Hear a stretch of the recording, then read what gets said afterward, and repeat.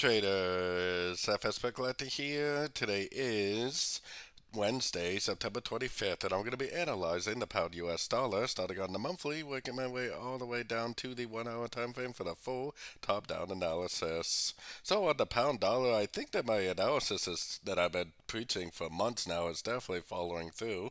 It looks like a wave 1, a wave 2, and I think we're at a wave 3, 4, 5 of wave C, which I think is either going to be a running flat wave C or an expanding flat wave C. Running flat would make a lower low compared to these previous highs, and expanding flat would make a higher high, likely going to the 178 or the 161.8 Fibonacci extension level.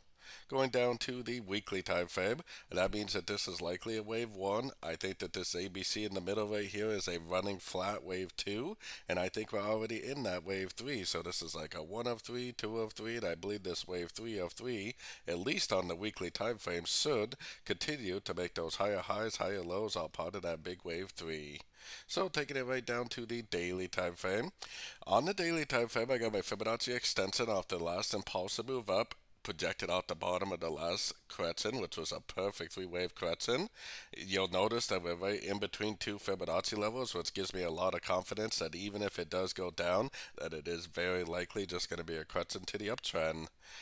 Especially looking at what we know on the higher time frames. Going down to the 4 hour time frame, like I said, we're right in between two fib levels.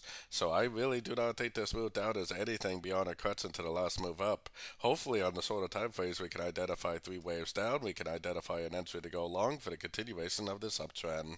So let's take it down to the 1 hour time frame. On the 1 hour time frame, it is definitely going down pretty decent, but like I said, based on the higher time frames, I'm very confident that this is just going to be a correction. I have my Fibonacci retracement only on this wave right here because if this does continue to trend, then it's only going to be a correction to the last wave, not a correction to the whole last series of waves. So I'm watching my Fibonacci levels very, very closely.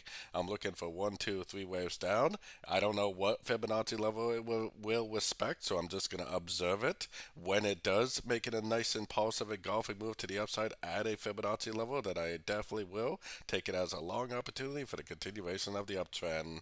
When the 4 hour, the daily, the weekly, and the monthly are all in very strong uptrends, the last thing you want to do is go down to these shorter time frames and try to go short.